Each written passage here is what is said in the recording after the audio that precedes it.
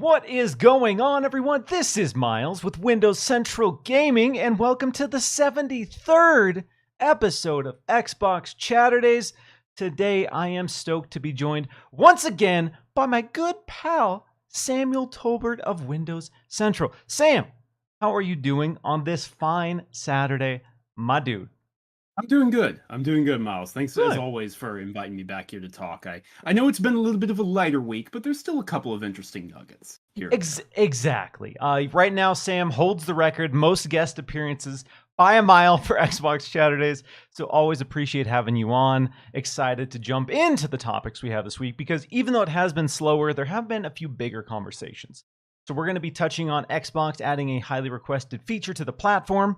We're going to be touching on Ubisoft's delays, cancellations, and their future projects. We're going to be talking about the games headed to Xbox Game Pass for the remainder of July. We're going to be talking about whether or not Xbox will charge $70 for their video games in the future. We're going to be talking about our impressions for Saints Row, MultiVersus, and so much more. But before we get into all of that, Sam, for the folks who maybe don't know, let everyone here know who you are and where they can find you. Yeah, so my name's Samuel Tolbert. I'm a freelance writer over at Windows Central. I do reviews, news, editorials, even some original reporting as of late, so be on the lookout for that kind of stuff. Miles and I actually both started working at Windows Central at the same time. We were filling out our paperwork the exact same week back in July 2019. So, just a lot of good work. Great crew over there. Absolutely, yes. Love the crew over at Windows Central. If you haven't checked out their work, go show them some love. You know, you see my face on the show. You see Jez posting god-awful, disgusting monstrosity food online. Just but the worst uses of beans you've ever seen in your life. It's awful. You know, there are a lot of other people behind Windows Central that do amazing work. So always appreciate, that team getting some love. Some quick housekeeping before we dive into the topics. The reason there wasn't a show last week, now that I can talk about it, is because I was attending a preview in Las Vegas for Saints Row. So we'll be talking about that later in the show. If you are watching live, hit that like button, share this out. Let's get this party started. And if you're listening to the audio versions, be sure to leave us a review if you are digging the show. Let's start by diving into the Xbox Game Pass titles that were announced earlier this week for the back half of July. Here is the list. As Dusk Falls, which is out now. Sam, you handled our review. Mm-hmm. Do you have any overall thoughts? I know what you scored it, but what's a quick breakdown of what players can expect if they haven't dove into As Dusk Falls? Yeah, so very quickly, it's a interactive drama type game, very similar, same vein to something like Supermassive's work on The Quarry, or Detroit Become Human, or Beyond Two Souls, Heavy Rain from Quantic Dream. The studio was actually founded by a woman who worked on a couple of those games at Quantic Dream, so that's where some of that expertise even comes from. It's interactive drama. The difference is it's sort of a graphic art style where it looks like the pages from a graphic novel, where it's realistic but the colors are all embellished, way more orange, way more blue depending on the scene. So it's kind of a little offsetting at first because there's just nothing else like it that I've seen in the game, but if you stick with it, it kind of grew on me, and I really grew to appreciate just the mood that was being conveyed and how beautiful some of the scenes were. Because it's such a story-heavy game, I don't really want to spoil anything. You can go read my review on Windows Central for a couple more details, but the TLDR is two families are both in the wrong place at the wrong time, because a robbery goes horribly wrong and it destroys the lives of everyone involved. And I think what As Dusk Falls does really well is it actually, I'll dare say, it reminds me of like a Coen Brothers film, sort of like No Country for Old Men or stuff, where, one, it's not afraid to tackle some very graphic stuff. That's one thing. This game is not suitable for kids at all. Like, it tackles some very serious, very adult topics. But also, more importantly than that, it conveys the idea that you can be sympathetic towards someone while still understanding that they are doing something awful, and they are being toxic, and they are destroying themselves and the people they love. And people are complicated, and that's something that I don't think a lot of writing really captures that well, but As Dusk Falls does. So I have some quibbles with it. I gave it a 4 out of 5 on the site, but it is definitely worth checking out. Yeah, I've completed book 1 last night. I've been playing with a couple friends, and again, like you touched on with the art style, it is very distinct, and it is, I agree, it's kind of strange initially, because it is 3D rendered environments, and there are moments where like your car is driving, and it's just a video game in that sense. It's a standard 3D model car driving, but then the characters move and they kind of fade in and out in transition scenes and kind of like a slideshow effect. And so the art style is very distinct, and I think that is going to be polarizing for a lot of people. And in fact, I think that's the main criticism I've seen online is some people just don't like that art style. But I agree. The more I play it, the more I like the way it's presented, and I like that it is this unique, distinct experience. Our friend group has been just the most combative, obnoxious people with all of our choices. So we've been playing through, and every single chance we get, we are being aggressive. We are being hostile. We are being aggressive, and we are just seeing how that plays out. Causing problems on purpose, huh? Yeah. Every single chance we get, we're like, "Oh, you're pointing a gun at my head. Do it, you coward!" Like very early. So like, spoilers, but this is such an early decision. So I'm gonna ask you this. So did you have the guy piss in the lemonade then? Actually, no, we did. Okay, we did not piss in the lemonade. We didn't. Okay, All right. So that's just a taste. Minor spoiler: you will be able to piss in lemonade if you so choose. But we didn't do that.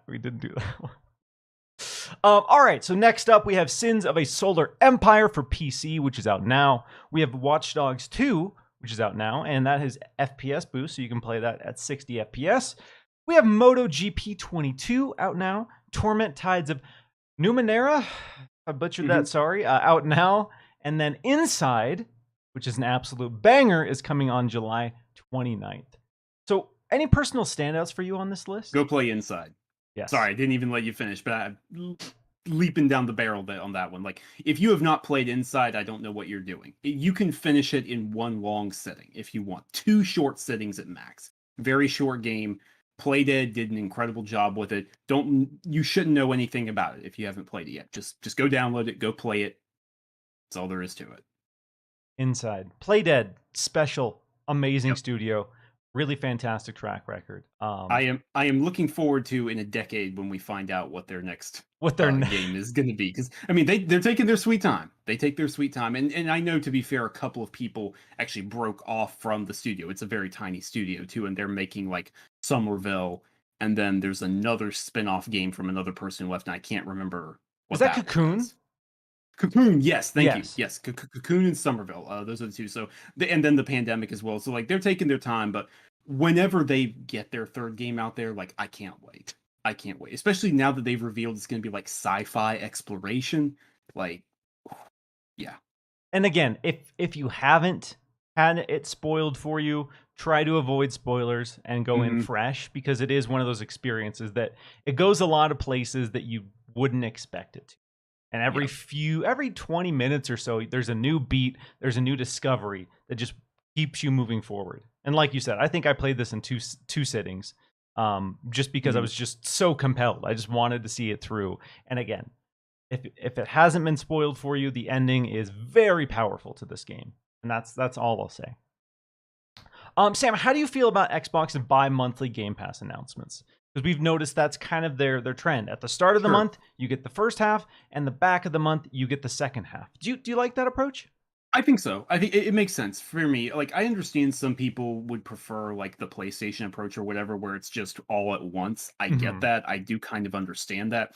At the same time, I think it just makes sense for what Microsoft is doing, for what Xbox is doing, because it keeps Game Pass in the conversation constantly. Just every couple weeks, you're like, okay, so what's being added here? And like, oh, what's being added here? And like, okay, would it be better to just have it all at once and be a big drop, but then you're not thinking about it or talking about it for 3 out of the 4 weeks? I don't think so, personally. I think it's fine. We're getting the same amount of games, presumably, either way. So bi-monthly makes sense. Yeah, I especially now that you look at these lists and it is so big.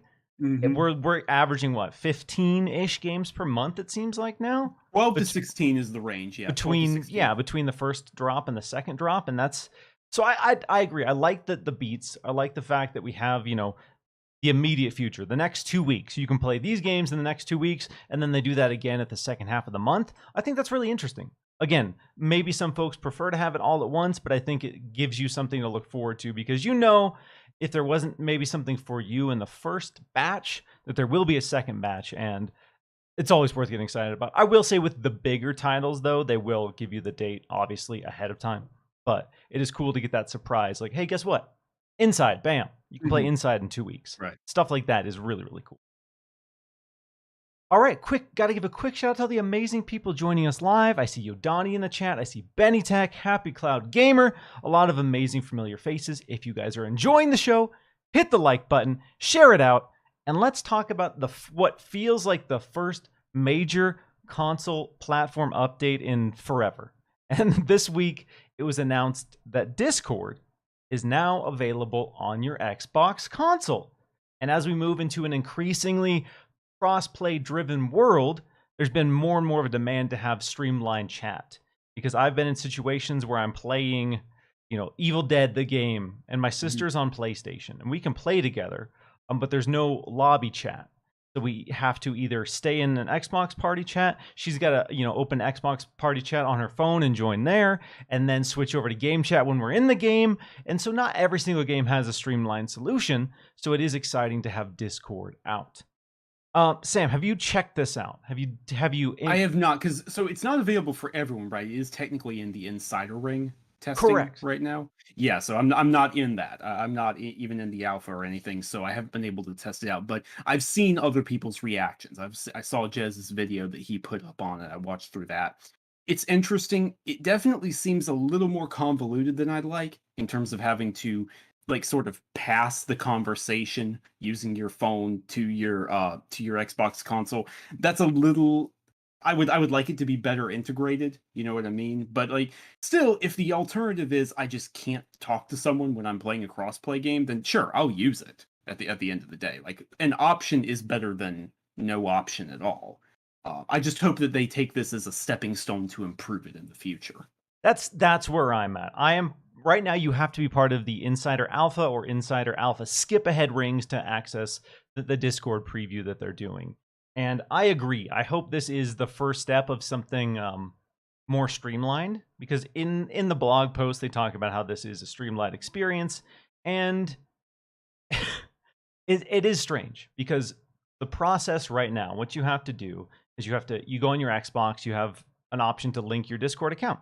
So you scan the QR code, you have to have the Discord app on your phone, you have to have the Xbox app on your phone, you link your accounts, and then like you said, you have to basically run the Xbox app and the Discord app and link those so that they get the audio from your console, and that is the gap that is bridged between your console and Discord. So it feels in a lot of ways like Nintendo Switch voice chat. Yeah, and which is never great. Never great if you're being compared to that. We've all memed it. We've all made fun of it because it is just a weird, convoluted extra thing. And I understand the complexities, and it just seems like there isn't a native Discord app for Xbox yet, and that is why we have to do this. But I am hoping that once we have that established, once we can link our friends on Discord and Xbox, that you can just go to your friends list and you go to invite, and you'll have two options: invite to party or invite to Discord chat. Right. And then it's just integrated on the console side. And I think once we get there, that'll truly be the cross-play dream that so many of us have wanted. But like you said, once you get it set up, it's not too bad. It's just there's a couple extra steps. You open the Discord app, you join, you basically send your Discord party to your Xbox, and it's not that complicated in the grand scheme of things. It is just kind of weird, and you do have to do a little bit of fumbling initially to get it going. But that being said, for certain games, it will be huge, because again, I do have people that they're PC purists. I'm a console heathen. They want to play stuff that is cross-play, like Halo Infinite, for example. But they still want to use Discord chat. And I'm like, man, I don't want to. So I've had to use my dual Bluetooth headset and sync to my Xbox console and sync to my PC, and basically just be linked to the Discord party for chat and then linked to the Xbox for game audio. And again, that's also not very streamlined. It gets the job done, and we're working to get closer to that streamlined experience. But in my opinion, we're not quite there yet. Right. And there's been some interesting conversations with Discord coming to Xbox before PlayStation, even though PlayStation is very invested in Discord. So real quick before we move on from this, what do you think the big rollout for PlayStation and Discord is going to be? Well, it's tough to say. So I think it's important to keep in mind that Xbox had Discord support first in terms of just linking your accounts, just that very basic functionality and being able to show, oh, if I'm on Discord or someone's on Discord, they can see what I'm playing on Xbox. A very basic thing. It doesn't really Yes. matter, but like they did have that first. So I think it's entirely possible that while it is amusing that it's coming to Xbox before it's coming to PlayStation, the tech just might be further along because they've just been working on Xbox longer in spite of being invested. Now, what I will be interested in is if when it comes to PlayStation, it is the full proper integration from the Yes. get-go. Yeah. That's the thing I'm curious about, because if that's the case, I really hope Xbox isn't too far behind, because that's going to be a stark contrast if that's the case. That's what I'm hoping is with the rollout of PlayStation that just replaces their chat for the most part. You have the full integration where it is all built into the operating system, and you can just go in, link your PlayStation account to your Discord account, and say, "Bam! I see a friend online on Discord. I'm gonna send him an invite that way." That is what I'm hoping. And with PlayStation, investing so heavily in Discord, I imagine that will be a big rollout, a big reveal. And I'm fingers crossed. I'm hoping that there is a significant increase to the overall audio quality of PlayStation chat, because I gotta say, there is such a stark, aggressive difference between Xbox Party Chat and PlayStation audio. And it used to be worse. It used to be It worse. used to be even worse. On PS4, it was honestly unbearable. It's jarring, quite frankly. I'm not trying to be dramatic, but I'll because my friend and I, we play a lot of stuff together on Xbox, and we'll play stuff on PlayStation. So we'll have a few days where we play on Xbox, and then we'll go play something on PlayStation, Little Big Planet, and then we will jump in the party chat, and it's just takes us a few minutes to adjust because there is such a huge difference. So I really hope that Discord is going to move PlayStation's audio quality forward, because they're in that department, they are behind. It is. Especially if they're using a Pulse headset. My goodness. My goodness. My buddy uses the Pulse headset, and it's a little It was piercing. designed for hearing. It was not designed to have a great microphone. Yes, exactly.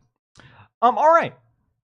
Some other big news this week revolves around NFTs. And there's been some controversy surrounding NFTs. There have been a lot of passionate takes. We've seen a lot of big publishers and video game companies talk about the potential and the future of NFTs in video games, and what it means for game universes, and what it means for the players, and all the typical marketing, sales, PR stuff. We've heard it from a lot of big publishers.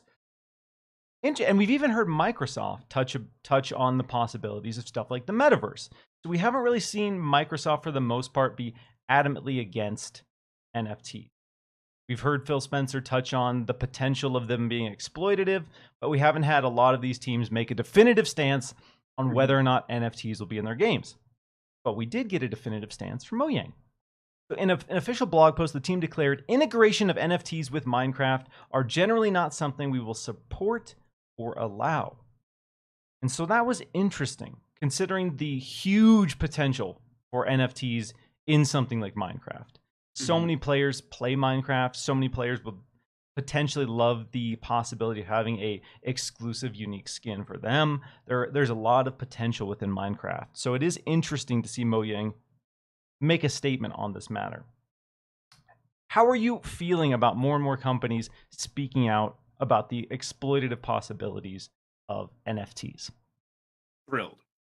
Thrilled. I'm thrilled to see it. I was very happy to see Mojang Studios take this stance. And I think they made a very good point, Miles, in their reasoning when they were explaining why. They explained that the idea of digital scarcity goes against everything Minecraft stands for. Minecraft is the most popular game in the world still, for a very good reason. I think it's at, what, 273 million? Something like that? Astronomical numbers. It's ridiculous. It's absolutely ridiculous, because of how accessible it is, because of how easy it is for everyone to build together, to play together. Minecraft is used in education. Like, there's literally, Minecraft used in schools for teaching certain kinds of classes. you don't get that if you embrace a very exploitative technology. You just don't. Or embrace digital scarcity, or pushing this idea of, well, bid higher and higher, and whoever has the most money can spend it and get like this unique skin that is different because 2 pixels are off versus this other skin, a Ubisoft Quartz situation where these are limited edition helmets and they're all the same helmet, they just have different serial numbers put on them. Like, I think avoiding that kind of situation is good, and I'm happy to see Mojang take that stance. I am so glad they touched on digital scarcity, because I'm firmly in the camp that NFTs and this push for digital scarcity goes completely against the reason things like the internet were created. We created the internet and digital distribution so we wouldn't have to worry about scarcity, about limited supply. The whole point of this is to get things out to as many people as possible and tear down a lot of the barriers that would restrict people from accessing these. We don't have to print discs. We don't have to worry about, a lot of the physical components that would restrict someone from getting it. And so this weird push to like regress in digital tech where you get less value, and there's this false sense of scarcity that's just manufactured. I've been vocally against it because it's just counter to us moving forward with digital anything. And so a lot of it, in my eyes, is exploitative. It's nefarious. It feeds on the collector mentality, and we see a lot of people, cashing in and quickly cashing out. And there's been this huge decline in crypto and NFTs in recent months because a lot of people realized of how volatile it is and how ethereal the value of all of that is. And as soon as someone says it's not valuable anymore, it's not. And it just goes away. As soon as people stop paying $500,000 for monkey profile pics, then that whole system collapses. And so, yes, I am very happy, very grateful to hear more and more teams say, you know what? Yeah, we're not going to do that. We're not going to give people a means to exploit customers, because in a lot of cases, that's what it's going to be. That's 100% what it's going to be. And so it is nice to have big companies with huge potential, with hundreds of millions of players say, nah, that's not something we're interested in. Because it sets a precedent. Yes. If the biggest game in the world is doing this, what do you look like if you're not doing it? Like, that's essentially the stance they're taking. And I appreciate that. Exactly. We need more people to stand up for the little guy. A lot of these companies are beholden to certain investors, and that is the reasons that they're leaning into NFTs and marketing NFTs, because of this potential. Because if you look at the numbers and you look at the growth as a person in sales and marketing, you can look at the potential of how much money can be made, and you can say, yeah, we are going to shift our focus. We are going to shift our business to lean into that so we could potentially get a piece of all of this theoretically infinite amounts of money. But that's just not how it's going to play out for most people. And we're seeing like Square Enix get into it, where Sega is talking about getting into it. I'm really curious to see how that rolls out. Correct me if I'm wrong, hasn't there been a game that's rolled out, like an NFT cowboy game, or is that not out yet? There are a couple of different projects in early access. With all due respect, because I never want to be demeaning towards developers, but that none of them are impressive in any remote sense, shape. One of them, and this is hilarious because the pitch is NFTs, right? One of them even it was shown that they stole assets for placeholder imagery, and it's like, okay, all right, okay, yeah, all right. It's a digital gold rush, except there's literally no gold. It's just sorry. They're chasing the rainbow, and then years from now, they're gonna realize there is no pot of gold at the end of this rainbow. It's hilarious to me, Miles, because like Square Enix, well, they haven't used it in their games yet. They're saying they're going to, so we'll see. They're starting to roll out their NFTs for their collectibles. So like, you buy this $160 statue of Cloud from like Play Arts or whatever, you get the digital NFT version of it as well. And then there's this giant disclaimer at the bottom that says Square Enix is not responsible for if the services go down because it's a third party. It's like they're already trying to brace for if it goes wrong. It's just, come on, y'all. Come on. We have to acknowledge the irony of Final Fantasy VII, of all properties, getting NFTs. I'm sorry. The hyper anti-capitalist anthem of an entire generation, a game that focuses on the destruction of the planet, that our, unending desire for more resources, more money, more wealth is destroying our planet. And then you have an NFT attached to a collectible figure from that property. That's beautiful irony. I'm sorry. If you sarcasm is dead, dude. It's dead. It's dead. It's dead and gone. So I used to be one of those people who was like, man, what's with this lack of subtlety? And it's like, now at this point, it's like, no, lack as much subtlety as you want in your writing. However much you do, you can't match real life. You can't. Exactly. Every day. It's like it's bad, dude. Yeah, what a time to be alive, y'all. Mm-hmm. Huge shout out to everyone just hanging here, having a good time in spite of everything, because it is a time. It is a time to be on planet Earth. That is for sure. All right, Sam, let's talk about the state of Ubisoft. Ubisoft, at one point in time, I think was a pretty revered publisher in a lot of ways. Yeah. They had a huge string of beloved IP, Assassin's Creed, Splinter Cell, Far Cry.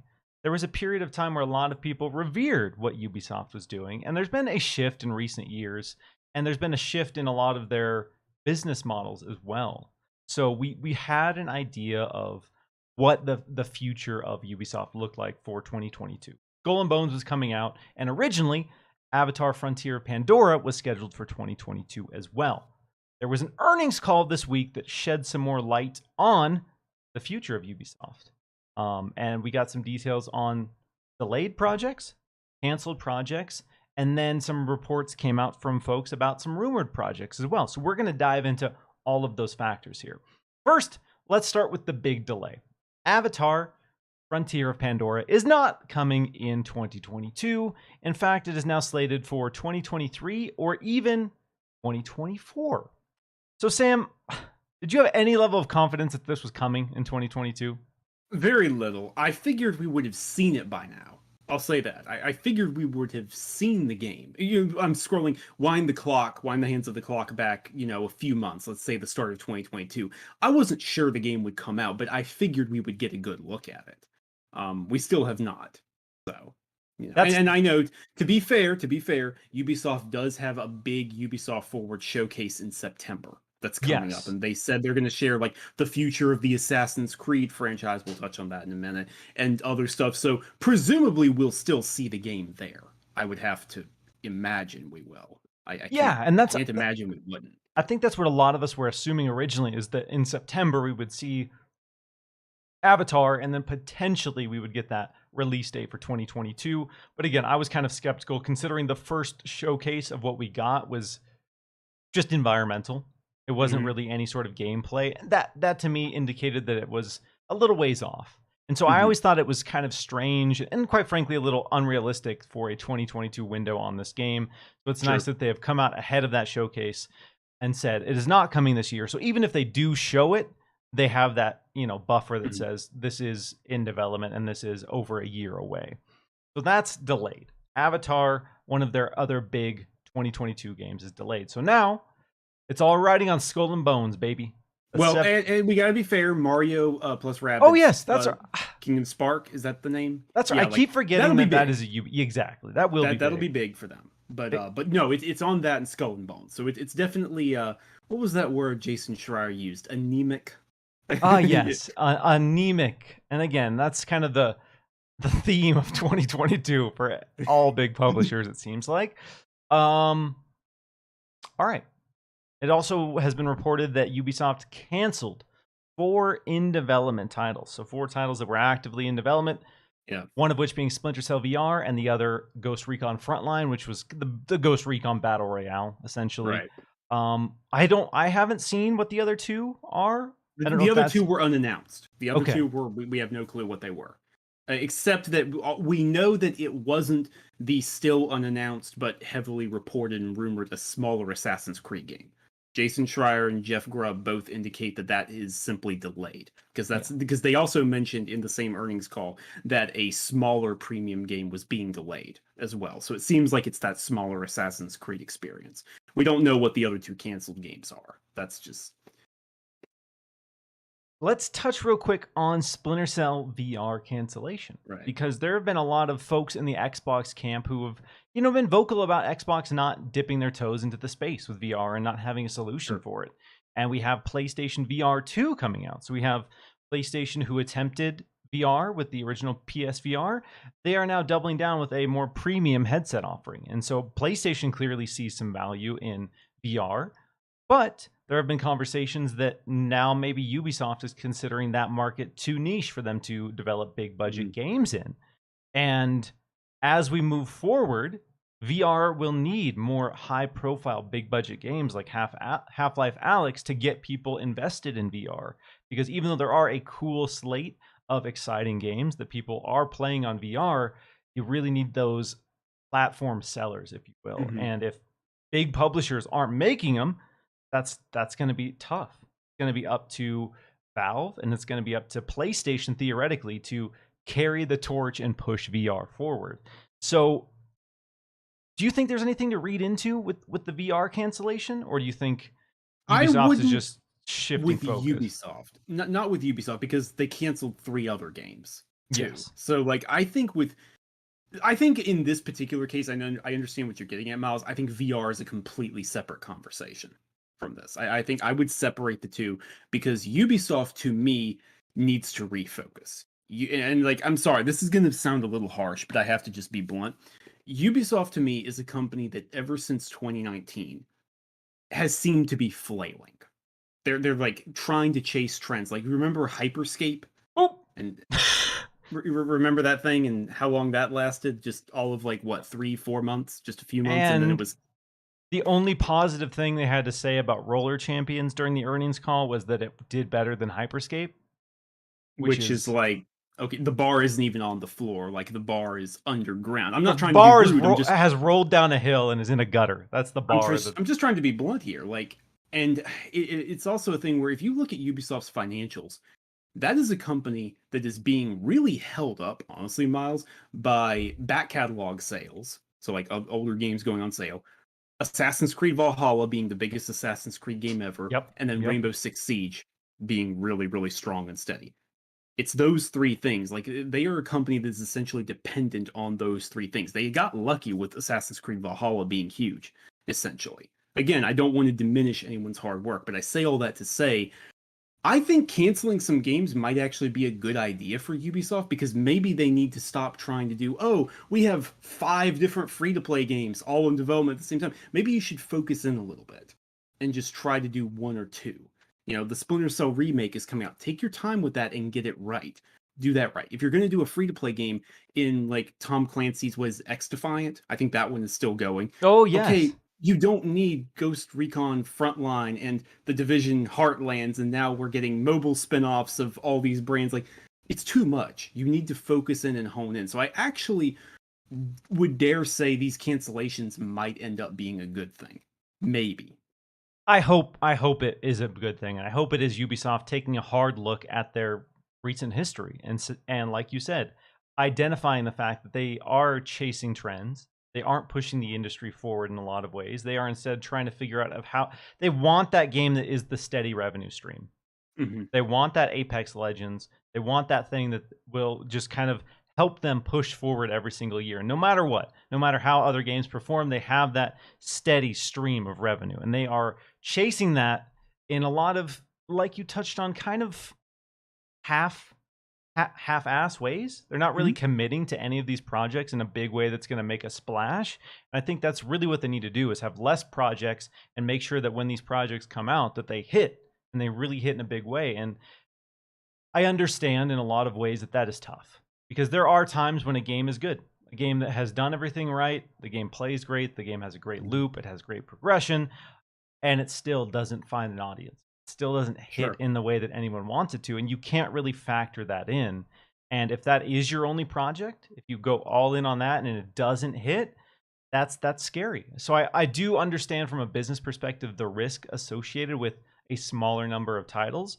But in the case of Ubisoft, when you are putting out a bunch of titles and a huge percentage of those titles aren't hitting, maybe it is time to take a step back and reevaluate what you're working on. And so, like you said, 2 of these projects are not announced, so we don't know what they were. But I hope that means, our Beyond Good and Evils, that are our next Assassin's Creeds, which we'll be touching on. I hope those games are better because of it, and I hope that as they move into a new free-to-play game, because Hyperscape could have been cool, interesting ideas. Roller Champions again could have been cool, Roller Derby, but I played both of them at launch, and I felt nothing. I didn't feel, I didn't hate them, I didn't love them. I felt kind of numb to the experience, and that's not what you want from a game. No. And that's not what I want to say about any game ever, is that I felt nothing while playing. It just felt like they looked at a formula and then they went to a team and said, hey, we like your idea, but your idea needs to fit this formula because we're trying to make money on it. And that's, it's just kind of cynical game design in that respect. Yeah. But it's not all doom and gloom necessarily for Ubisoft. It's not all delays and cancellations. There are some prospects on the future. As we touched on, Beyond Good and Evil, X Defiant, and then we got some rumors about a spin-off for Immortals coming from Jeffy Jeff Grubb, who says this is basically going to be like a Hawaiian Polynesian themed spin-off of Immortals. And then Jason Schreier, I believe, was reporting that the next Assassin's Creed, or one of the, I think, 2 rumored Assassin's Creed projects, could potentially be set in Japan. Yeah, so I don't remember what the code name is, but that's evidently the one after this smaller rumored one. And this next one is going to be a part of Assassin's Creed Infinity. Because when Assassin's Creed Infinity launches, it's going to be the platform. It's going to just be, its new campaigns are added into this. So, hey, you know what? I actually think that makes sense for Assassin's Creed. And I've said that before. Like the idea of just, hey, it's this one Animus hub world and new campaigns are being added into it. Yeah, that makes perfect sense for the Assassin's Creed franchise. I'm totally okay with that. So we'll have to wait and see how it goes, but potentially exciting there. Yeah, I agree. I am so over annual franchises of any kind. In this day and age, how distribution works, how updates work, nobody needs an annual franchise. I'm sorry. Call of Duty, even the sports games, like nobody needs to release a new $60 game every single year just because. Like those days need to be done. We need to be so done with that. So if that means Assassin's Creed moves to this format where they're just dropping chunks, like here's your Japan section, here's your Mayan section. Like if they just move to that, cool. I'm for that, because that means that there can be consistent updates. There can be this ongoing game for the players who want Assassin's Creed. Because let's be real, the only reason they were putting these games out every year is because people were buying them. If nobody was buying them, they would not put them out every year. But it didn't always lead to the best quality experience. It meant that timelines were timelines regardless of what it took to get that game out the door. And now that if they move into this other format, I think that'll allow some more flexibility. And again, still cater to the people who want more Assassin's Creed, but we won't have to worry about $70 Assassin's Creed games every single year. And let's go. Let's go. If you want to do that annual thing, then yeah, move to a platform, figure it out. Sports games, you too. I'm tired of it, all right? Madden 2022, Madden 2023, Madden 2020. Just call it Madden. You have a new update. If you want to charge for that new roster, however you want to do it, if you want to tie it into your Battle Pass, Season Pass, just do that. Just for the sake of humanity, please. You don't need a new game every year. Period. Point blank, stop it. No, I agree. I'm trying to think, is there a game that should be coming out every single year? And I'm like, not really. No. New content is fine. New additions, new stuff, new DLC, sure. Yeah. But no, I think annualized franchises are a relic of a bygone time. Exactly. I understand the financial prospects. Again, like Call of Duty, the reason there was a new Tony Hawk, there was a new Call of Duty every single year is because people were buying them. They could. It was a safe bet. If we invest in this game, if we develop this game, people will buy this game. And as a business who's trying to make money, that is a good place to be. That is a safe place to be. And it's, change is scary. You don't want to take big risks, especially in the video game industry when your risks are hundreds of millions of dollars. And then you put it out and no one likes it. And you're like, okay, we could have just done another Call of Duty. Why'd we do So from a boring business perspective, I get it. But for the future of the industry, for the respect of your audience, let's reevaluate how we're doing. So based on everything we know, with delays, cancellations, future projects, how are you feeling about the state of Ubisoft and the near future of Ubisoft? Pessimistic, if I'm being totally honest. I want that to not be the case. I want to be optimistic. I want to see things that I'm hopeful for. And maybe I will in September. Maybe I will when I see what the future of the Assassin's Creed franchise looks like. When I see, Avatar Frontiers of Pandora really just needed a delay because it's a good looking game. Like, it looks like it'll be a great experience. I want that to be the case. It's not the case right now. Yeah. Just, we need to see more. That's where I'm at. I don't like to be pessimistic. I don't like to be cynical about video games, because I know there's a lot of passionate people working really, really hard to deliver a great game. And talking to developers, I know that more than anything, they just want people to play and enjoy the games they put out. But then when you have to factor in all the business stuff, that's when it gets complicated. That's when it gets messy. And that's where some of the cynical decisions get made. And that really sucks for the teams who are working hard to deliver a really good game. So again, I really don't like to be hyper cynical, but I'm also not that excited about the future of Ubisoft. Their recent track record hasn't done that much for me. Rainbow Six Extraction, interesting idea. Sure. It was fine, but it didn't really set the world on fire. It was just kind of a weird spin-off of Rainbow Six Siege that they decided they didn't want to put in. They could have just put that in Rainbow Six Siege as a spin-off mode, fostered it within Rainbow Six Siege, but they said, nah, we're going to sell this separately. And so, again, not that optimistic about Ubisoft's future, but if something like Beyond Good and Evil 2 comes out, if the next Assassin's Creed comes out and really, shakes the formula up in the way that Assassin's Creed Origin did, because that was the first time in a long time that I was excited about Assassin's Creed. When Origin came out and said, we're not doing what we did every year, we are fundamentally shaking up the formula of Assassin's Creed, I was so excited.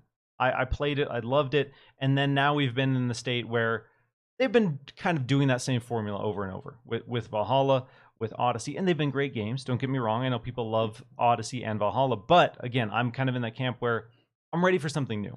It's been several years, let's mix it up, let's move forward a little bit.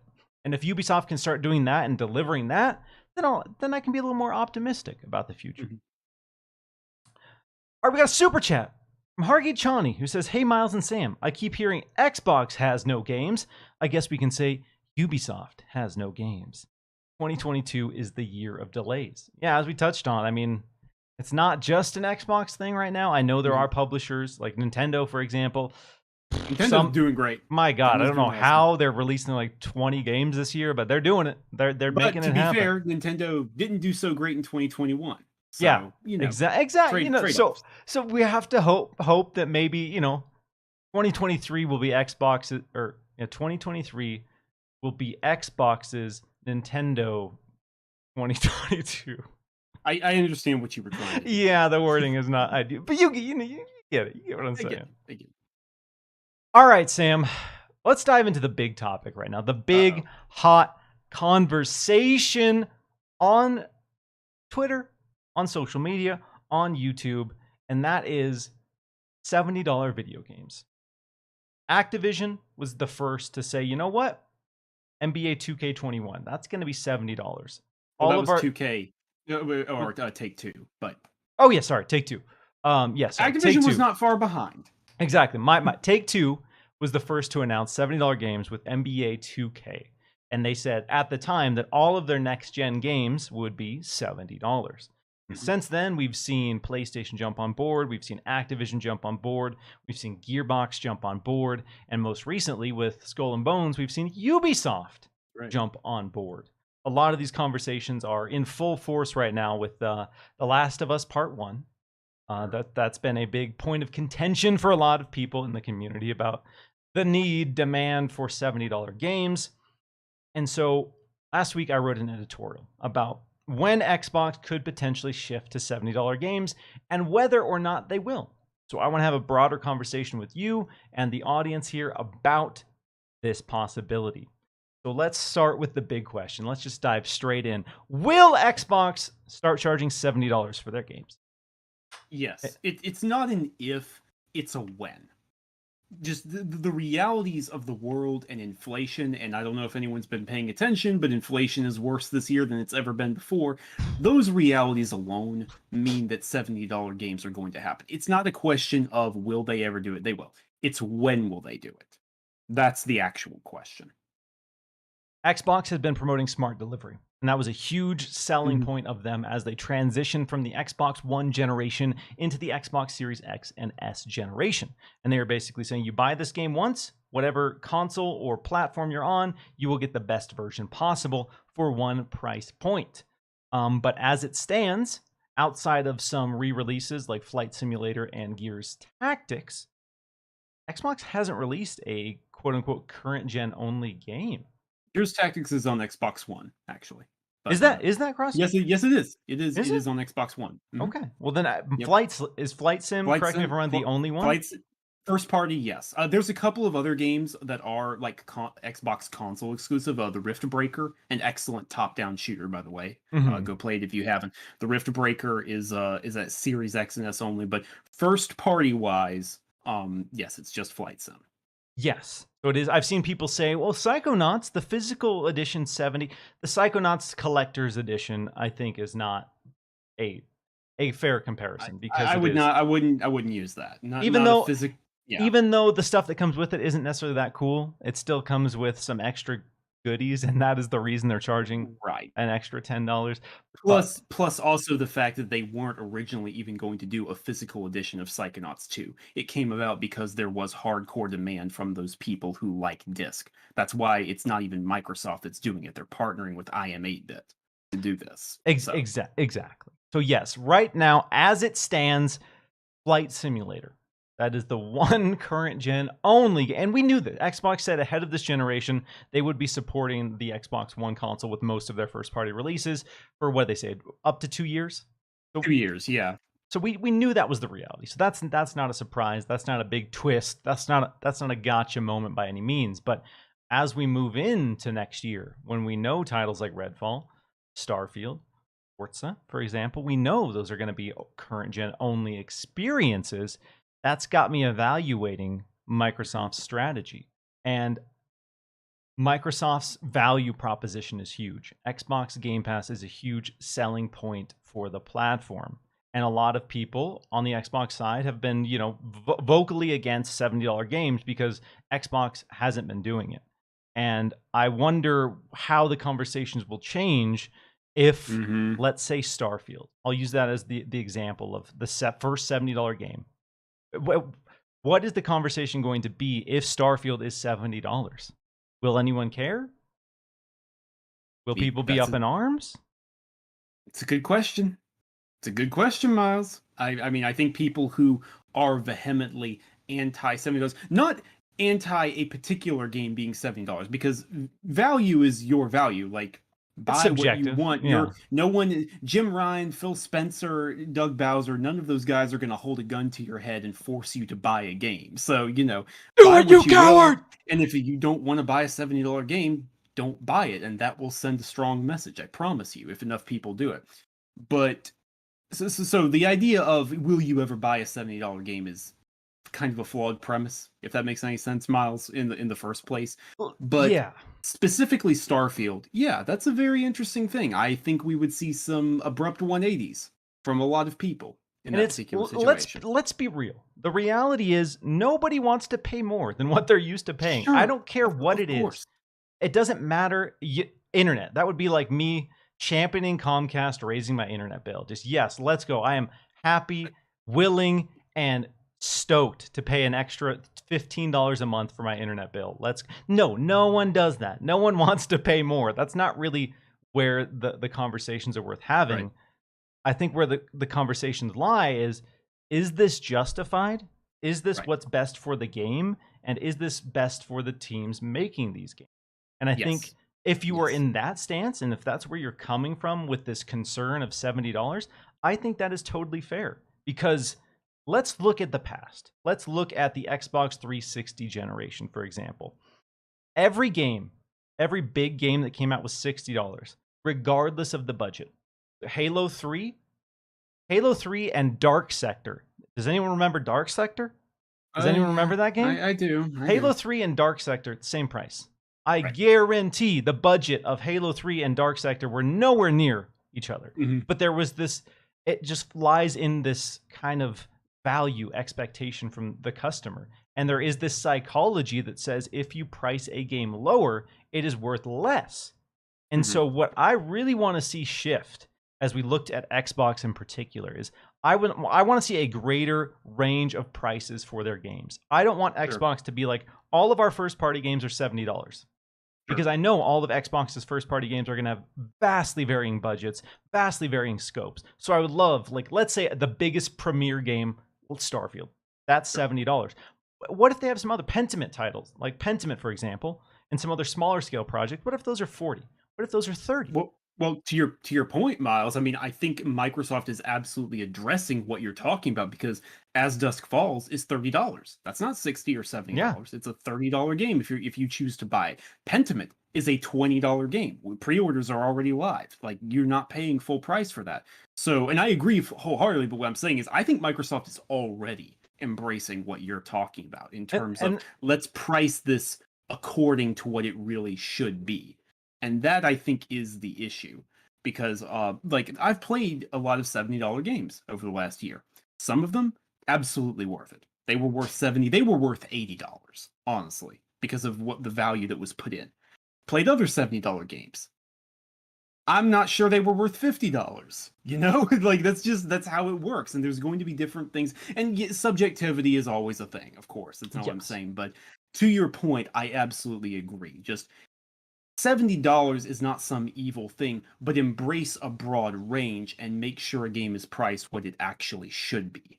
Yes, I think that's absolutely fair. And like you touched on, we've seen Microsoft do that with some of their titles. And I think that sets a good precedent that shows that, you know, if there is a world where Microsoft moves to 70, and I think they absolutely will, and I think that will honestly start next year. I'm torn Mhm. as to when that will start. I don't know if it's going to be Forza, like Forza Motorsport. That could be the kickoff to set the precedent that their biggest, most high-profile games will be 70. I don't know when it's going to happen, but I would be shocked if we didn't see Microsoft experiment with $70 price points next year with one of We their. also, I mean, Miles, we also have to consider that the Activision Blizzard deal will be closing in the next few months, maybe even in a couple of months, but definitely within, Oh a good yes, half a year, a couple of months more than that or whatever. and they ain't So lowering the price of Call of Duty. I'm they sorry. ain't budging. That thing is not coming down, y'all. Just go ahead and set your expectations accordingly. Call of Duty will stay $70. That end of discussion. And who knows? Pre-orders aren't open. Diablo 4 might be $70 if Oh, you we buy it on haven't got. Xbox.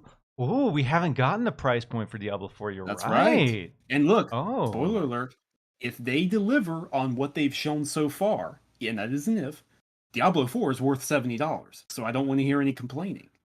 That's just it's yeah. The conversations are interesting, and I would like having these conversations in this format because, you know, it's hard to articulate yourself properly on Twitter.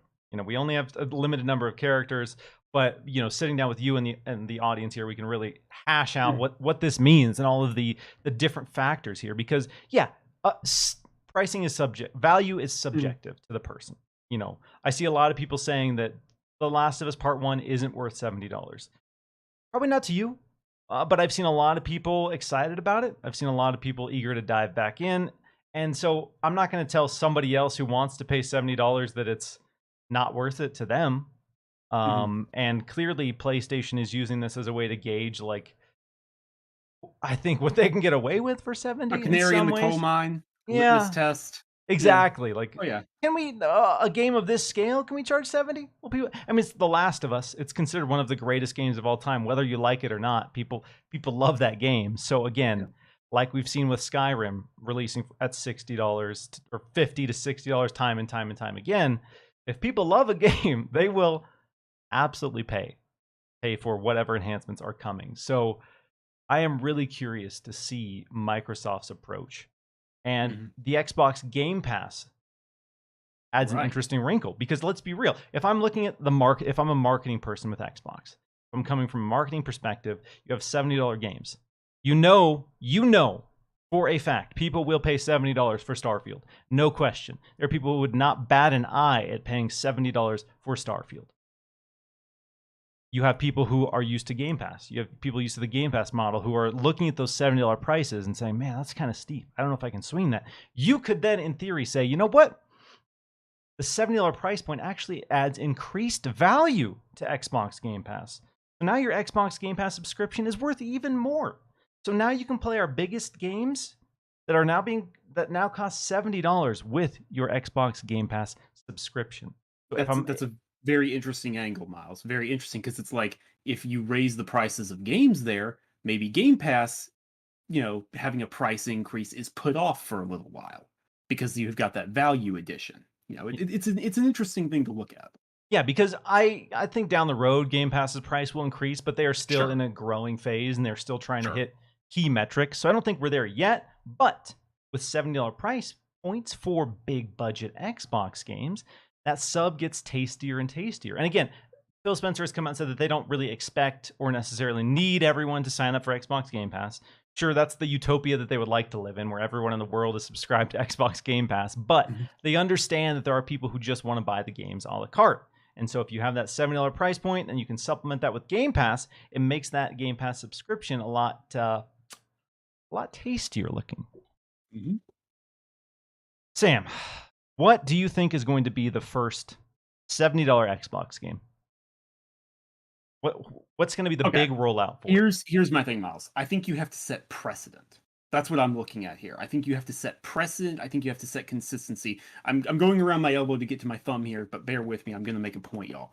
I think people's perceived issues with other companies, such as PlayStation, but not limited to PlayStation, with $70 games, are not about, again, a particular game being $70. It's about the fact that it seems to be just flat across the board, 70, 70, 70. It's all 70. It's all 70. You're paying 70 no matter what. Yes. Marvel Spider-Man Miles Morales was 50. And then I was kind of hoping, okay, so maybe that means they'll do some games that are 70, but they'll also do ones that are 50. We haven't seen another 50 one so far. So prove me wrong, PlayStation, but I think that could be the issue people are seeing. However, I think you have to set consistency here. Microsoft has to say, this is what we will charge you 70 for. We don't know the order the games are coming out next year. That's the thing. We can kind of guess. I think we can guess, maybe it would go Redfall, Forza, Starfield, but we don't know that for sure. I think whichever one is first, the first current gen only game of those three will be $70. It'll just be the first one that comes out. I think it'll be $70. That's interesting, and that's something in my editorial that I touched on. Is I think it could be Starfield to be the first one as the big premier biggest game, or like you said, it could be whatever comes out first. It could be if it's Forza, if it's Redfall, and they say like, hey, our biggest games, now that we are current gen only, and now that you can only experience these on whatever are the typical marketing stuff. These are $70 and set that precedent. And then again, like you said, supplement it with lower priced other releases, partner projects, smaller scale projects that are cheaper. Minecraft Legends, when that comes out, that probably will still be 60. I don't think that'll be a $70 game. I kind of agree. I think, like I said, I'm of two camps. It'll either be Starfield or it'll be the first big Microsoft first party game of next year to be like, all right, let's rip the Band-Aid off. We're diving in. Let's get it out there. Especially if the Activision Blizzard deal closes, and then we're going to have, I've seen people say, oh, maybe Xbox will lower the cost of Call of Duty once they acquire them. I don't think so. No. So are they going to have this conflicting message where Activision games are more expensive than our games? So Activision games, inherent Call of Duty and Diablo are more valuable to us than Redfall and Starfield. No, I don't think that's going to be. I don't think. Again, I want to be optimistic. I want to be optimistic about pricing, and I don't want to pay more. It's not like I'm shouting from the roof. Yeah, $70, let's go. I just think looking at the business, looking at the way a lot of these publishers are moving, certain games they'll be able to justify to a wider audience that $70 price point. And again, you don't have to be stoked about it. You really don't. Because We have to attend to reality. That's what it comes back to for me, Miles. Is we just have to embrace it. Like, I'll tell you another company, Capcom. they I'm haven't telling you, done it yet. they haven't done it yet, but they also haven't done any current gen only games yet. Oh no! But because remember, Resident Evil Village was originally going to be current gen only, but at the last moment they were able to get it running on the older systems as well. But next year, they've got Resident Evil Village exclusively for PSVR 2. Not the older system VR. They've got Resident Evil 4 Remake coming out. They've got Street Fighter 6, sometime after that we got Resident Dragon's Evil 4 Dogma. is that current gen only? Yes, yes, that is. That'll be their first one. And that's Resident Evil 4. So that's the golden boy. The silver spoon, that's the star child. Street Fighter is cross-gen. Street Fighter 6 Street Fighter is weird because it's cross-gen only on PlayStation 4. But yes. Yes. So that one I think will probably maybe be not 60. Maybe. Yeah. But Resident Evil 4 Remake? Tell me that thing won't sell at $70. I'm not going to pretend like I wouldn't buy it instantly at $70. I'm not going to lie to you. I'm not going to lie to myself. Like, let's be real. So yeah, that is really interesting as we see more and more publishers embrace it, and as we move into more and more current gen only titles, and as we see folks like Square Enix looking at PC and saying, you know what, even PC's not immune. Our games are $70 on PC. It's really bold. Yes. They're being really bold. They're just pushing it on PC as well. That's where it gets really interesting. Because the assumption was that PC players wouldn't pay the premium. You put Final Fantasy VII on PC, I'm sorry, people are going to buy it. And Square knows that, and that's why it's $70 on PC. And so, again, I'm not going to tell you that it's always justified. I'm not going to tell you that every game needs to be $70. I'm not going to even tell you that a lot of publishers can justify $70 for the development costs of all of these games. But I am telling you, as we move into next year with Xbox and Microsoft and the closing of the Activision Blizzard deal, I could see some marketing beats where they say, you know what? Diablo 4, Call of Duty, those are $70. Starfield, Forza, Redfall are $70. But if you are a subscriber to Xbox Game Pass, nothing changes for you. And so if you are adverse to spending $70 a pop on these video games, you can subscribe to Xbox Game Pass. The best deal in gaming. The here. I'll give you their new marketing slogan as they raise the price to $70. The best deal in gaming just got even better. There you go. Boom.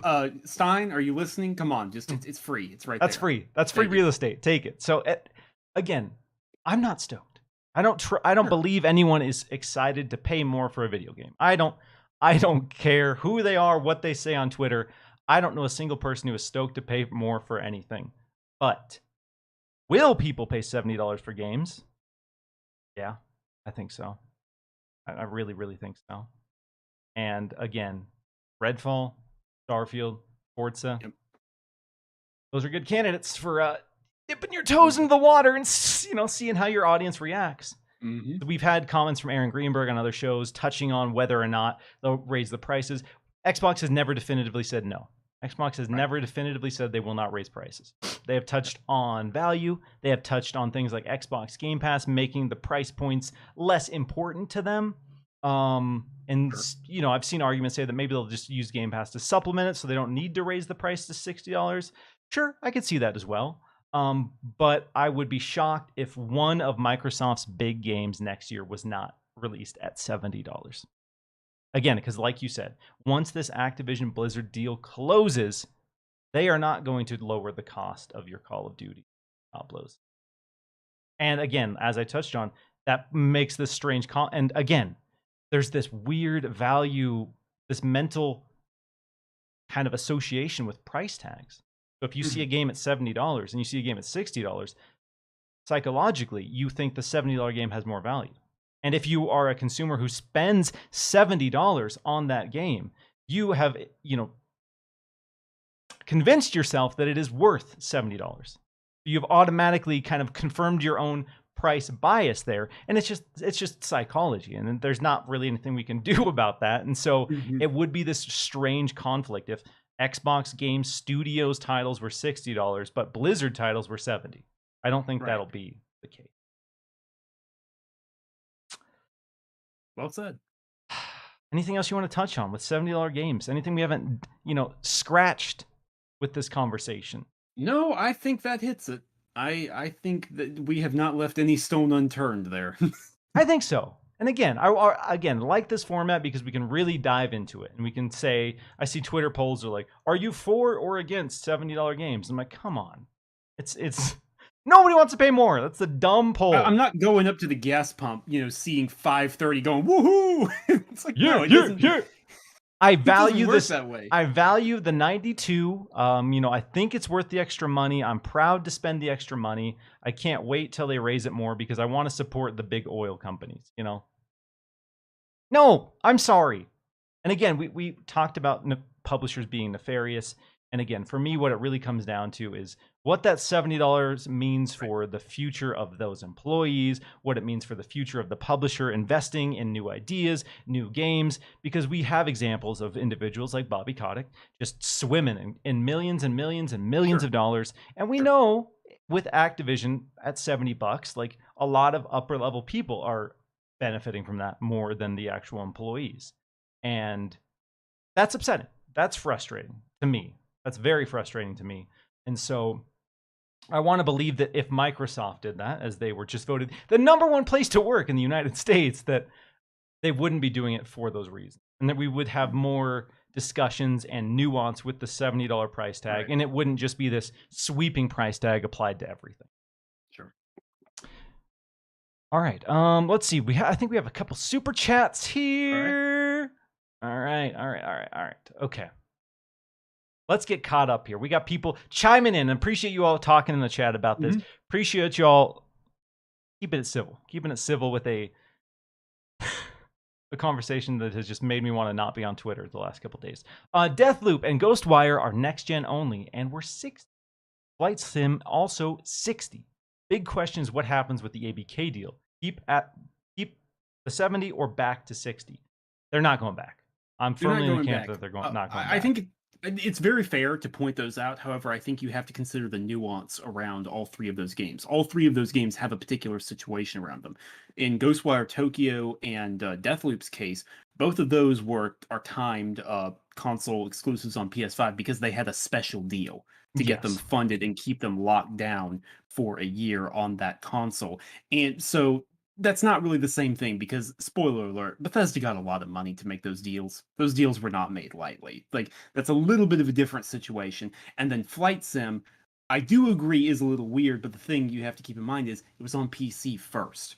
That was ported later to Xbox. How would it have looked if they had said, oh yeah, you waited a year for this. Also, we're charging you $10 more than we charge those guys. It doesn't work that way. You got to give them to, you just got to let it pass. It's a little different than, okay, as a company, bar a couple of exceptions here or there, here's where we're at.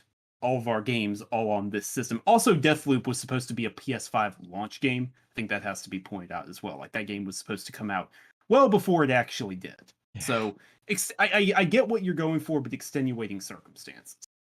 Yes. Nick W says, Demon Souls Remake was worth $70. Okay. I love Demon Souls Remake. Thought it was fantastic. I see people complaining about reused animations in The Last of Us Part 1. Spoiler alert, there are a lot of reused animations in the Demon Souls remake. There's a lot of reused animations in the gaming industry. Period. So again, value is subjective. I'm not going to come on here and tell you what's worth $70. I've bought Two Worlds 2 twice. I bought it full price, $60 on Xbox, and I bought it on PC as well.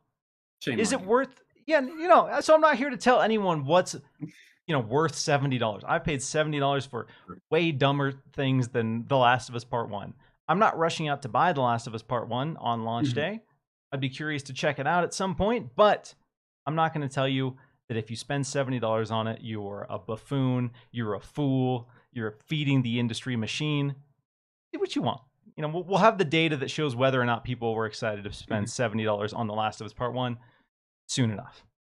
Nick W says Resident Evil 3 Remake wasn't worth the full price of $60. Okay, so Nick says that Demon Souls was worth $70, but Resident Evil 3 Remake wasn't worth the full $60 price. You like Resident Evil 3 a lot. You've reviewed it for us. I like Resident Evil 3 Remake a lot more than other people do, but hey, you know what? That, totally fair. totally fair to, and while it has sold well, it is the least highest selling uh, of the recent Resident Evil games, even though it was still very successful. Very curious what that would have looked like if Capcom had said, "Hey, this one's a little shorter. It'll be 50 instead of 60." You know, just Yeah, you never know. you never know. You never know. Resident Evil 2, though, shit, that's worth $150. All right. Hargy Johnny, another super chat says, first party, it's hard for Microsoft to make a case that they don't make enough, so they have to increase their prices. I don't see a need beyond greed, and that hasn't been their messaging. Xbox, stay 60. I don't see a need for Xbox Gold to exist outside of them making money, but they do that. Here we are. But here we are. Like, let's be real. They don't need it on PC. You can use Xbox Party Chat. You can get achievements. You can enjoy all the benefits of Xbox Live on your PC for no price. But Xbox Gold is still here. It's still a paywall. And as much as I want Microsoft to be our best buddies and just give us cool stuff for free, they want to make some money. They want to make some money. And again, their messaging has been value. And I think that will continue to be their messaging. I think they're just going to have to work to shift that perception as we move into the bold new price points. We provided you with smart delivery. Unlike all the others, we gave you free upgrades for our games. Now we're transitioning to it. It writes itself. And smart delivery still applies to Xbox Series X and S, by the way. Yep, that's because correct. Technically still two different versions there. So think about that. Think about all that.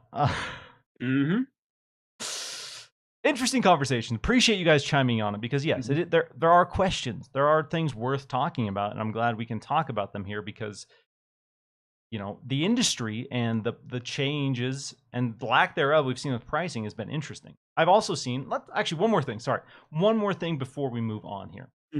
With the $70 price point, I've seen people say that if $70 means that I have less incentive or if there's less push for microtransactions within games, I would support that.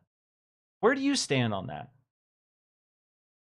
I think the issue is that, specifically as this relates to Microsoft, but I understand it's a bit of a broad question. I think the issue is the games that are likely to have microtransactions are likely to be free to play in the first place.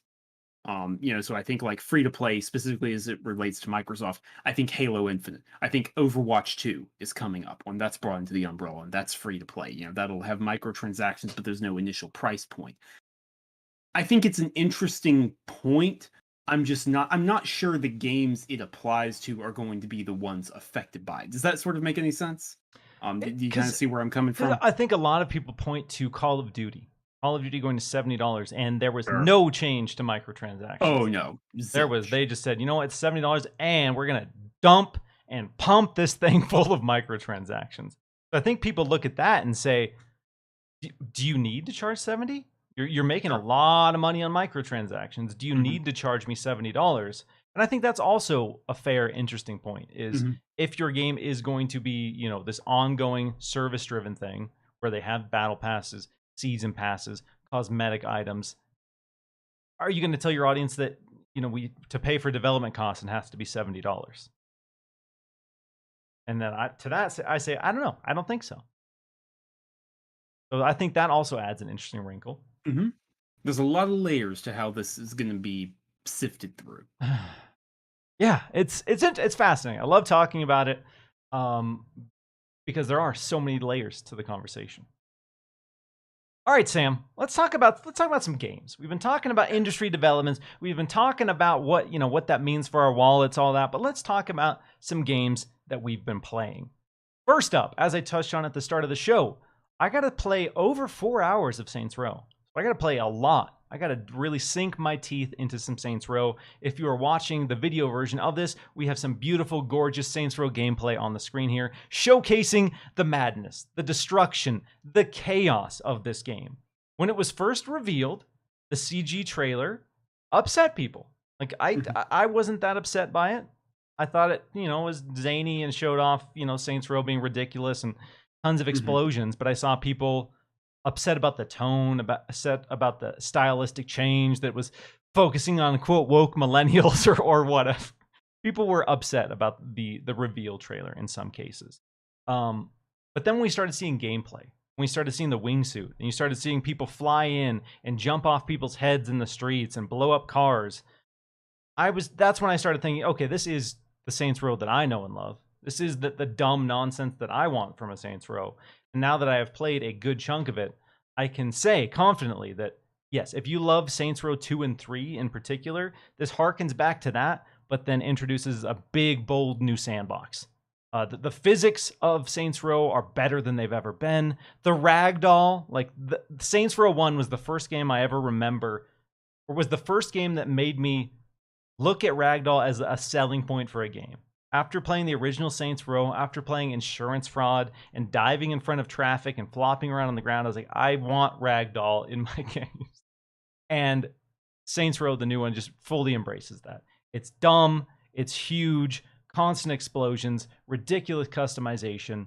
I'm excited. I'm way, way, way, way more excited after playing this. Because I wanted Saints Row to be good. Because I love Saints Row 1 through 3. I thought Saints Row 4 was fun, but it went way too far. Like, once you basically became Goku, vehicles became pointless. A lot of the other systems in the game became pointless because you could just fly around the map. So they've dialed that back. You are not a superhuman entity. You are a grounded individual, but it's still ridiculous. So I guess let's turn it over to you and the community. Any burning questions about Saints Row that I might be able to answer based on what I've played? Do you know how big the game is in terms of scope for what it's trying to do? Is it still like a vast open area to explore and cause destruction and mayhem, or is it a little more focused? So yeah, it is a fairly decent size. So I got to explore the entire open world. So as part of the demo, like, we could only progress through a certain point of the campaign, or I guess we could only talk about up to a certain point, but you could go as deep in the campaign in 4 hours as you could. But that being said, I was able to explore the Santo Elisa was the setting of this. And it's kind of an amalgamation of Las Vegas, Southern California, New Mexico, a lot of those scenes. And I would say the sandbox that I explored there is big. It's big and it's dense. So there are your sprawling desert areas with cactuses, but there are a lot of really cool dense areas. Like there's a rave camp where a bunch of like EDM fans are there and they have tents set up, and it's just a sea of tents. And you can just blast through these tents, and these tents are exploding around you, and there's just hundreds of tents cascading over the hood of your car. So I saw some concerns ahead of this that because it's in the desert that maybe it would be sparse and kind of boring, but most of the locations outside of the perimeter desert zones are pretty dense.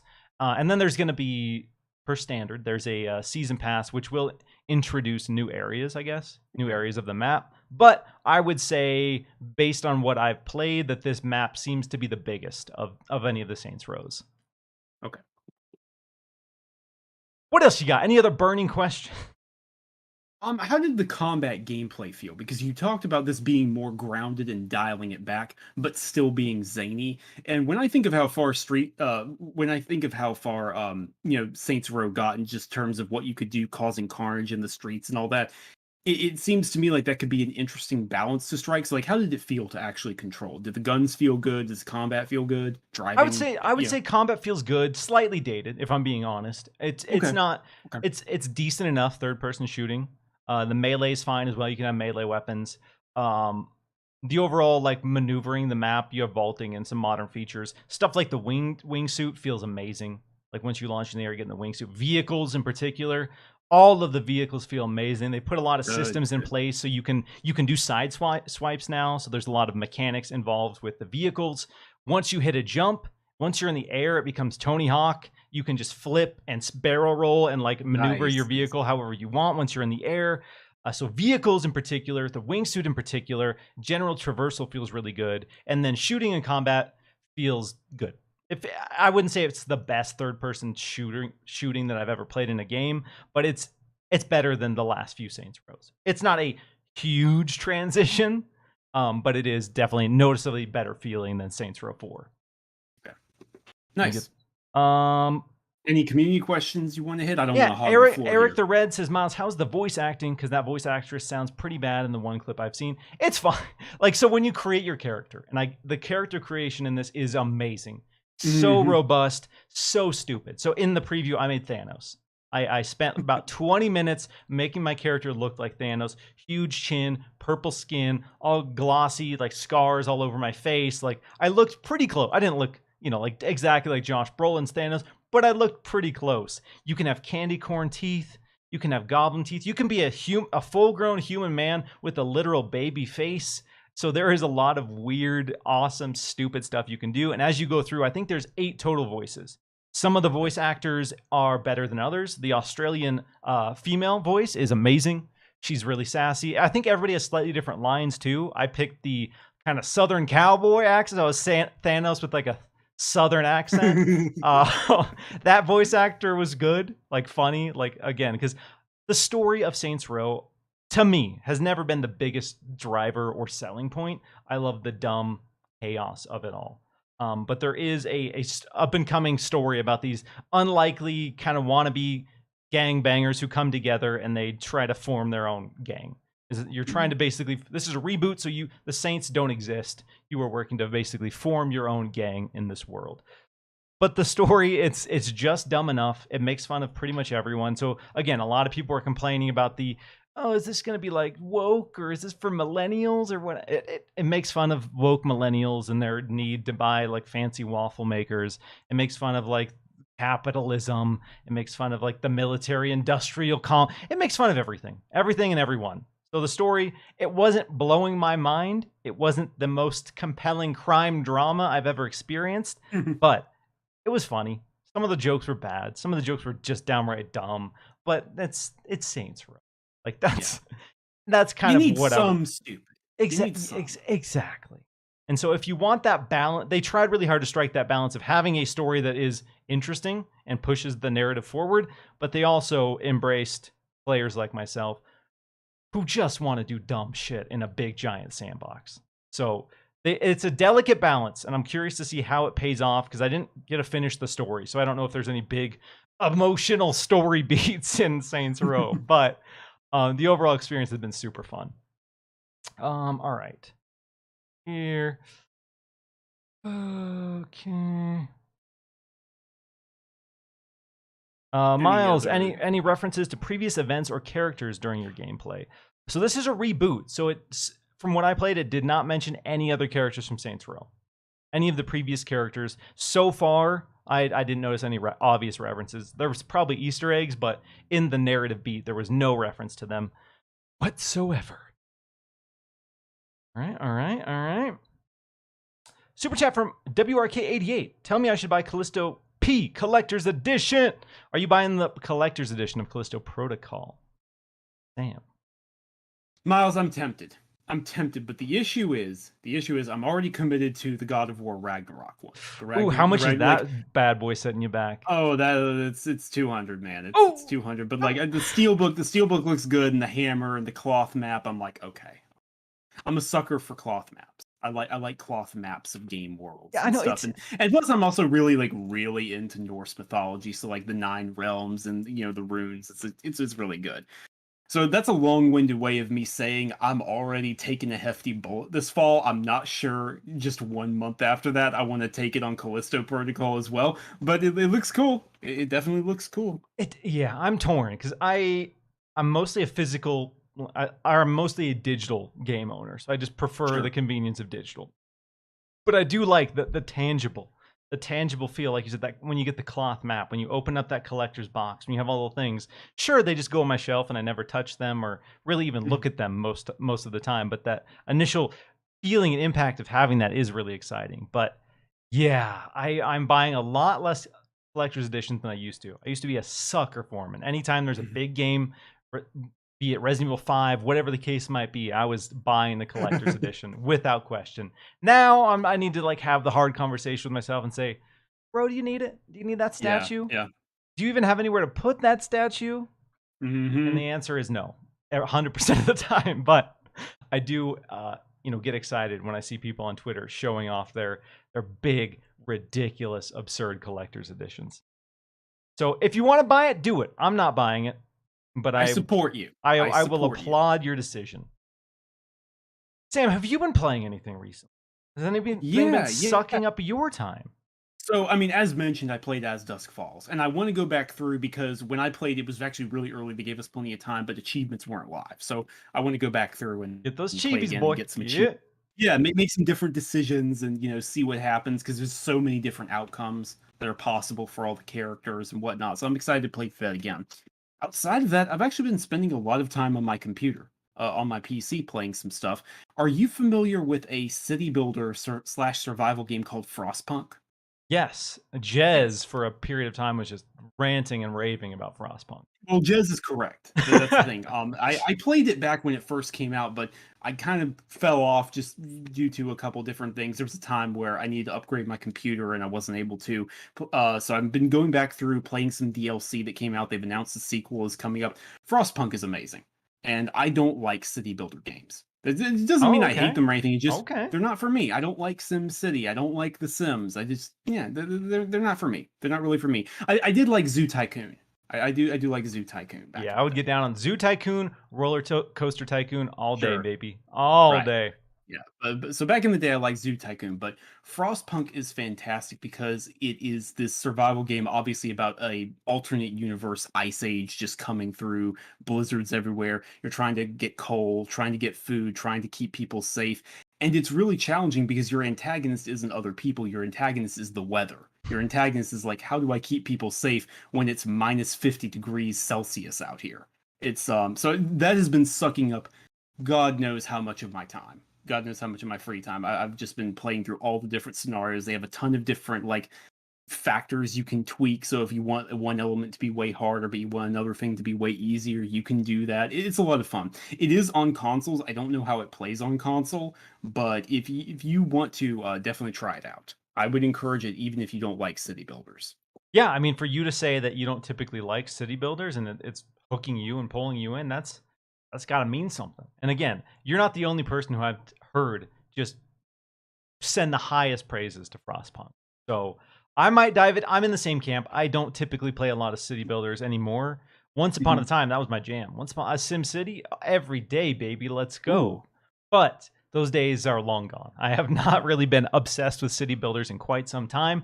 But I'd be curious to give Frostpunk a try and see, what all the hype's about. Sure. Let's talk about MultiVersus. Okay. MultiVersus, the early access started this week on the 19th. So there's been some betas. There have been some closed betas for the game. They did this thing where if you watched a Twitch streamer play the game for an hour and linked your WB account, you could get early access to the game. Or if you bought the Founders Edition of the game, you could play starting on the 19th. I remember when this game was announced, and I'm a huge fan of platform fighters. I'm actually in the camp of people that thinks Super Smash Bros. Ultimate is the greatest fighting game that has ever been made. Okay. So that's where I'm at. So I play all of them. Nickelodeon All-Star Brawl, wanted that to be good. Played that at launch. It was good. It was good, but not great. It wasn't, anywhere near on the quality of Super Smash Bros. Mm-hmm. And then WB announces MultiVersus, and they have this reveal trailer with Super Instinct Shaggy and Batman, and you're just looking at all these WB characters brawling, like, we're doing a platform fighter. And I was like, while my expectations are zero, I will be playing this day one. And so I was expecting it just to be a meme, just to be like a hyper casual, whatever, flash in the pan, it would be gone and dead in a week. MultiVersus kicks so much ass. I am so impressed by that game. It is clearly made by a team of people who love Super Smash Bros, but also hate the spammy mechanics of Super Smash Bros, and they punish it. So this game is way more competitive focused than I ever thought it would be. So in addition to penalties, so if you are using the same attacks over and over, eventually that attack will do less damage and have less knockback. And then also, some special abilities have cooldowns. So if you've played Super Smash Bros., Ness has PK Fire. And you all know the Ness player that just spams PK Fire over and over and over. This game says, no, I hate you. We are not doing that. You can't do that. You literally can't do that. And so I love that. And so they take those cooldown mechanics and the penalties for spamming moves, and that forces you to mix up your play style. And the recovery options as well are massive. So Super Smash Bros., you have double jump, you have one up recovery, you have one air dodge. If you do an air dodge or an up recovery, generally speaking, you can't act. This game gives you double jump, 2 air dodges, 2 air specials, and once you do any of those, you can still freely attack and move. So there's way more air combat. There's way more incentive for you to be aggressive when you're trying to knock someone out. And there's way more opportunities for you to get back on the map. And you don't have those moments where I'm a Richter main in Super Smash Bros. And Richter is easy to cheese because Richter has bad recovery. And so if Richter gets knocked off and you poke him with one little tiny bubble, he's dead. He's gone. And there's nothing. You have no options. You just get hit by one stupid bubble and you're dead. And so those systems are not in MultiVersus, which is interesting. So I'm shocked. I'm thoroughly and genuinely shocked that WB's MultiVersus is probably the closest thing we've had to a game that feels as good as Smash. I'm not going to say it feels as good as Smash, but it is the closest that we've gotten, and I've been playing every single day. Which studio under WB Games is this again? This is Player First Games. So I don't know if this is a new studio. I was not familiar with this team. I'll have to look into that. I haven't heard that name before. That's interesting. But yes, WB. So right now, it's like I said, you can only access it if you buy the Founders Edition or watch them play it on Twitch. But starting on the 26th, they will be doing the open beta. It is free to play. Anyone can play it. The roster of characters for the free to play suite is pretty impressive. I think you get seven or 8 characters. That's not bad. That's not bad for a free to play. It's not bad. So they give you a decent pool to experiment from. And then I think if you go into the lab, the training mode, you can actually try any character. So if you're curious to see how a character feels before you have to use unlock tickets. You have to buy characters essentially. If you're curious to see how they feel, you can go into the training mode and you can experiment with them before you buy them, which I also think is really, really impressive. So the pool of characters right now, you got Batman, you got Wonder Woman, you got Harley Quinn, you got Bugs Bunny, you got Taz. What else do you have? It's just what's beautiful about the possibilities of MultiVersus is that WB's pool of properties is huge. Humongous. Yeah. And they can in the full game, don't you even have like Game of Thrones characters in there? Oh yeah, Arya. Well? Yep, Arya's in there. Yeah, Arya Stark is in great. there. That's and great. Looking at some data mines, there are some exciting things coming.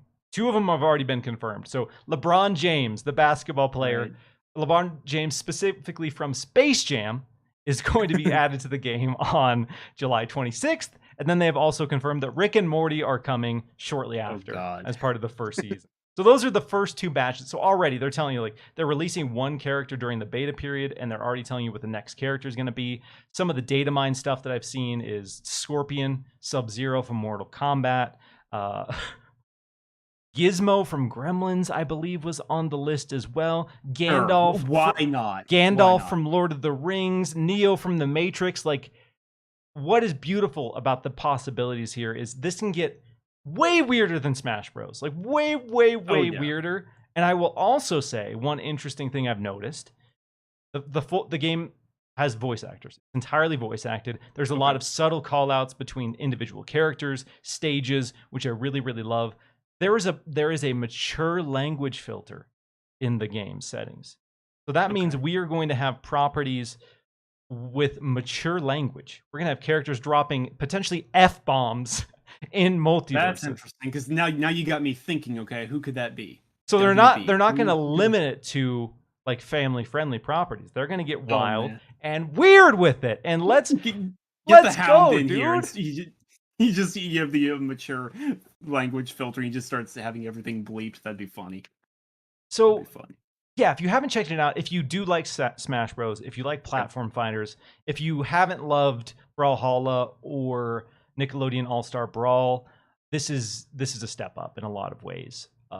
There's a huge emphasis on 2v2 battles as well. So if you have a buddy, there are actually support classes. There are actually classes in general. So you have Assassin, you have Tank, you have Support, you have Bruiser, and there are support abilities. So you can heal your friend, you can attach a tether to your friend so that they're going to get knocked off the stage, you can pull them in. So there's this huge emphasis on 2v2, which is really fascinating and really well done. So the balance right now, for the most part, really solid. Taz mains. I can't wait for him to get nerfed. I cannot wait for him to get nerfed into oblivion. His tornado, as much as the balance of this game overall is solid, his tornado is the dumbest, most broken move I've ever seen in a fighting game at launch. It has ridiculous damage, huge knockback, and he's invincible while doing it. You can't even knock him out of the tornado with most moves. And so you get into 2v2 matches. And I've had a huge number of 2v2 matches where it's just double Taz spamming tornadoes. And I just put the controller down. I'm like, you know what? No, I'm just going to edge myself out. I'm jumping off the edge because this is terrible. And so that's been addressed. That Taz is getting a nerf with the first update. So praise be, they are listening, because I went on Twitter the first day and I was like, wow, this is so bad. Oh my God. And so thankfully that's getting adjusted. But well, I'll tell you what, when that hits the open beta free to play section, I might have to hop in there and play a few rounds with you, because that sounds good. Let's go. Like I'm legit playing it every day, because originally I was set and ready to pick up Stray. I was ready to play Stray on launch day. Right. And then out of nowhere, MultiVersus was like, hey, here you go, we're out. And I was like, what? So I got the deluxe edition or whatever it is. So I got all the character unlocks. And I was like, expecting just to like dip my toes in, see what it was, blah, blah, blah. Me and my friend group, we're just obsessed. We're just constantly thinking about playing. We're constantly playing. Oh, it's good. It's so good. And it feels so weird to say that MultiVersus is a good game, because, like I said, expectations for this were low. They were so low. But I think that's about it. I think that's probably going to do it for this week's episode of Xbox Chaturdays. Huge shout out to all the amazing people who tuned in live. Let me make sure I haven't missed any super chats before we get going here. Sam, one more time for the amazing people here. Let them know where they can find you. Yeah, you can find me over on Twitter at Samuel Tolbert, literally just my name, Tolbert. Come yell at me for my opinions. Come ask me about stuff. Always happy to chat. And then, when I'm not, on Twitter, which is often, to be fair, you can find me writing stuff over at Windows Central. We're in a bit of a lull right now, but, you never know what's around the corner. Keep your eyes open. Unfortunately, around the corner is just a stupid slate of games. I'm looking. It's not October yet. It's not October yet. Well, it isn't like July. We have Live Alive. We have Xenoblade Chronicles. We have Digimon Survive. And then in August, we have Saints Row. I was looking at my calendar the other day and just shocked and overwhelmed. I was going through and I have to like pick 1 or 2 games per month that I'm going to like play and cover. Mm-hmm. And I just mentally and physically cannot play all of the games that are coming out that I want to play. And it's exciting. The rest of this year is looking good. But that's it. Thanks so much for watching, everyone. And we will catch you next week. Take care. Take care, everyone.